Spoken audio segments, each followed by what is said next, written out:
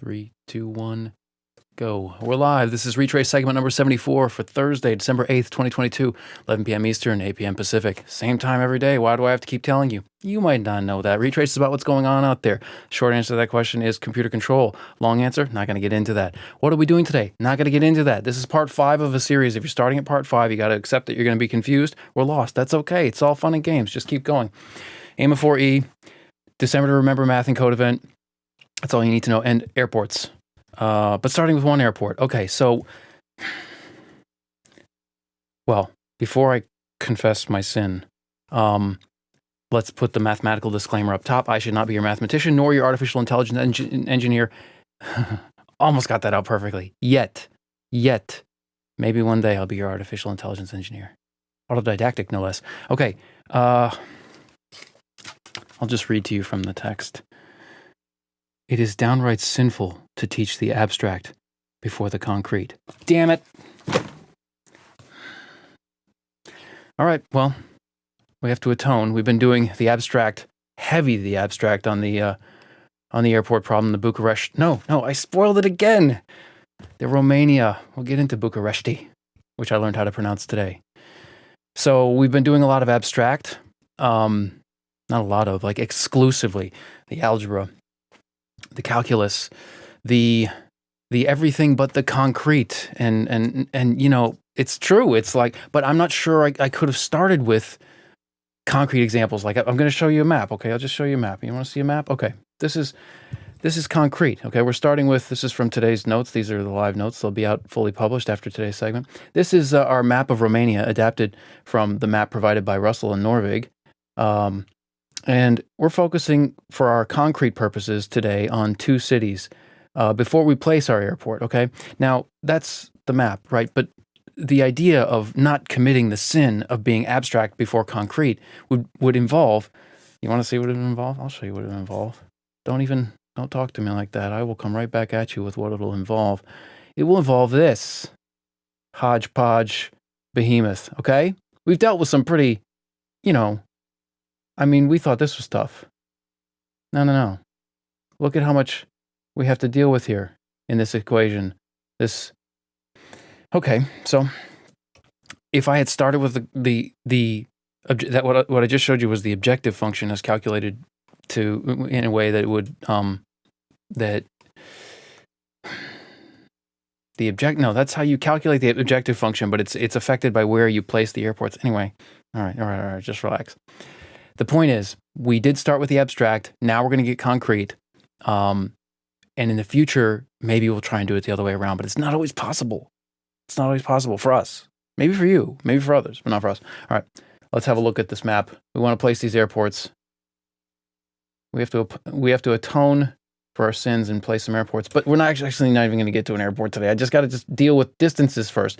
So pretend each little square is a city in Romania. Pretend eventually we're going to place 3 airports so that they are well placed, well located amongst these cities, and such that our objective function is going to have the lowest score possible, i.e. the square of the distances is going to be as low as possible, because that makes the people as happy as possible, because they don't have to travel as far to get to the airport. Before we place 3 airports and deal with 25 cities or whatever this is, let's just have 2 cities that we focus on, Făgăraș and Bucharesti. I think I'm pronouncing those correctly. At these coordinates, Bucharesti we put at 19.6 on our map, and Făgăraș at 14.13. I kind of squished the map a little bit so they'd land right on some round numbers. I don't apologize for that. Over here, what are we doing?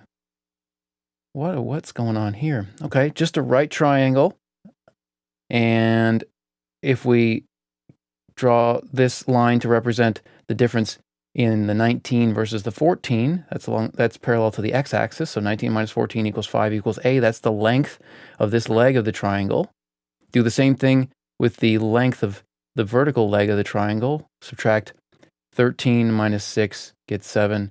That's side B. And if you know the Pythagorean theorem, you know a squared plus b squared equals c squared. So that's where we're going with this. Now, this is the distance. I have to be clear. And I'm just going to admit to you the truth, because Nietzsche said that something like, I'm still trying to track down the quote, but Friedrich Nietzsche, the philosopher, said the most common form of stupidity is forgetting our purposes, forgetting what we were doing. Okay, I did that with this. Okay, I did it twice actually. Let me show you how I did it. All right. So first, I just went into it. Like once I landed Bucharest and Farash on this map, I'm like, all right, let's do some trigonometry. Let's do some Pythagorean theorem, right? Let's find out what's the hypotenuse here. Okay, that's not actually what we care about. What we care about is the distance from each of those cities to the airport we place. Okay, so there's supposed to be an airport between them. I didn't do that. I didn't realize I had skipped that step until whenever later in the afternoon, or in the evening, really in the evening, just before we started. So that's the first place, and then the second place is down here. So, okay, once we have that hypotenuse, that's what this is called in a triangle, the longest side is called a hypotenuse. We'll call the length c because we don't know it yet. It's really tempting to calculate the length of that hypotenuse, but we don't actually have to. So let's just walk through this, okay? First of all, the x-axis distance is 5, okay? We've already established that. This side, we call it a, the length of that is 5. The y-axis distance, similarly, is 7, because we squished our map so they land right on the little, so there's no decimal parts. Brilliant. The straight line distance between them, i.e. the length of c, we don't have an easy way of calculating that. You have to square it, so c, the length of c squared equals the length of a squared plus the length of b squared. That's the Pythagorean theorem right there. We don't know what that is, right? But the straight line distance between things is all we care about anyway. So what we are going to end up doing when we place our airport on the map and start put like an airport here, it's going to have all these spokes going to all these cities. We're not going to actually need to find the distances because we're going to be able to use the legs. What are those two legs called? I don't know, the short leg and the long leg of these triangles to find the value of the square of the distance. We don't need to know the length of the hypotenuse, which is the distance. We need to know the square of it, and the square is just the sum of the other two legs. Squared, each squared, okay? So 25 squared is 25, 7 squared is 49. That's the sum of the squares of the, that's the sum of the square, that's the distance, the straight line distance squared, okay, between the two cities, not between an airport that's going to get cut in half if we put an airport right in the middle, and that's exactly where it should be. And then so the this will be 37.5. Is that right? And that'll be, but that doesn't tell us our coordinate anyway. But we know the distance will be half of 74. So we don't need to keep going with this solving for c. Don't forget what you're doing. You're only trying to get the straight line distance squared to score our airport location. Don't keep going like I did. Who cares? Who cares? This happens a lot in mathematics. It's very easy. I have this great intermediate algebra book that starts out, I love it. It's just another textbook, but I got a lot out of it. And it's a 5-step problem solving process. And the last step is always, is it the last step? Yeah, it's like, make sure you answer the question that was asked. It's so you forget, you do the Nietzsche stupidity thing. You forget what you were trying to do because you get so focused on the hard part. The hard part is not the goal, okay? The hard part is a sub-goal. And if you call the whole goal everything you had to do, then fine, the hard part is the goal. But really, you're doing a bunch of easy, easy, hard, hard, easy, easy, kind of hard, easy. Oh my God, what the hell? This is going to take forever. It's never going to work. We're going to fail. Blah, blah. Oh, we did it. Oh, I can't believe it. Okay. And then easy. And then we're done with the goal.